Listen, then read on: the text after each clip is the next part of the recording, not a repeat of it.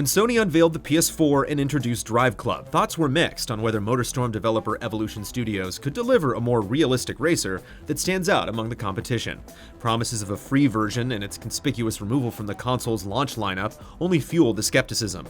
But now, after an additional year in the shop, it's safe to say that it was worth the wait.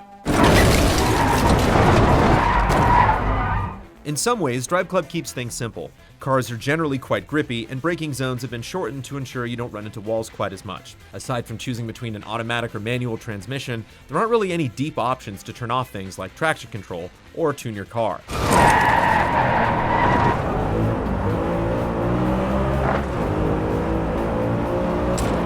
However, if you were to approach Driveclub as a casual racing game, you'd be way off the mark. To its core, it's all about driving well and improving your skill. And if you're going to succeed, you'd best take advantage of that shorter braking distance like a pro. Perhaps one of the bravest choices the team has made is to dispense with the now familiar driving line on track, opting instead for roadside flags to serve as cues for upcoming turns, requiring players to recognize and judge for themselves, ultimately finding more satisfaction in the process.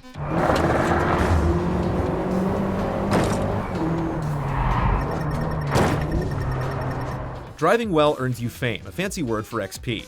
You'll earn fame in any mode, and leveling up is how you gain access to more cars and paint designs. Drafting, overtaking, and drifting clean will all earn you fame, but conversely, if you go off-road, bang into walls, or make contact with other drivers, fame will be deducted from that session's winnings.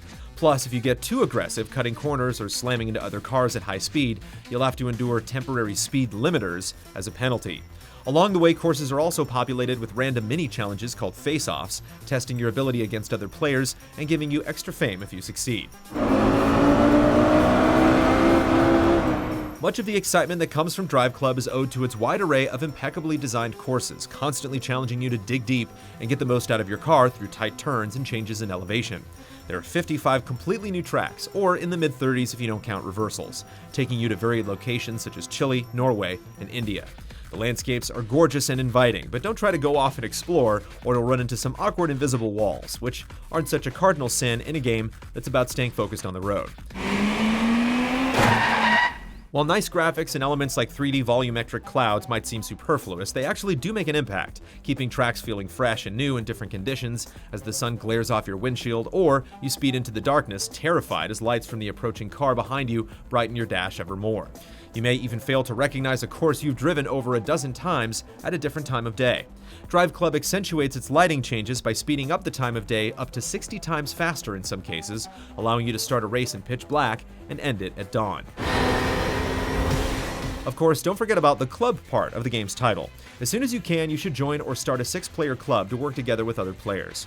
Club leaders can design emblems and paint jobs to represent the team, apparently even if that means making it look like we're going to drive through Carnival. As everyone in the group plays and gains fame, the club levels up alongside its members, and some cars are only available to high-level clubs. While Driveclub is a fair-sized single-player tour, you'll be just as engaged in challenges sent by other clubs and players. You can create challenges from scratch, personalizing them with custom settings, or you can simply send an event or challenge you just completed off to other players to participate. Challenges have set time limits from just a few hours to several days, allowing a lot of back and forth play as others take the lead and you hop back in to settle the score. And the more people that participate, the greater the rewards. It's very easy to come home intending to put more time into the single-player tour, only to get caught hours deep trying to set the best time you can. The only trouble is that the amount of notifications can become overwhelming, leaving you to be choosy with which challenges you actually want to accept. If you're up for more direct competition, multiplayer races allow for up to 12 players at a time in free-for-all or team setups. There isn't a static set of events to choose from, but rather rotating groups of races available for a short amount of time. Otherwise, there aren't any additional multiplayer variations to choose from, simply more people on the same great tracks. Driveclub runs beautifully when you're out on the road with no glitches in sight, but one thing we can't judge definitively is the game's network stability.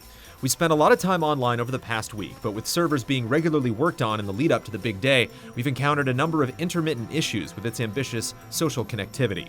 We certainly understand that there will be potholes while things are still under construction, but as of this writing with just hours to go, things aren't totally smooth just yet.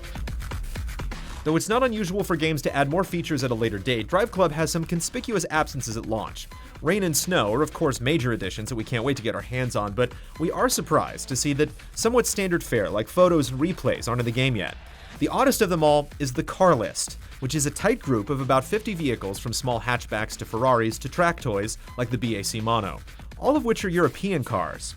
There's not a single American, Japanese, or Korean automobile in the bunch, and it's just a little weird.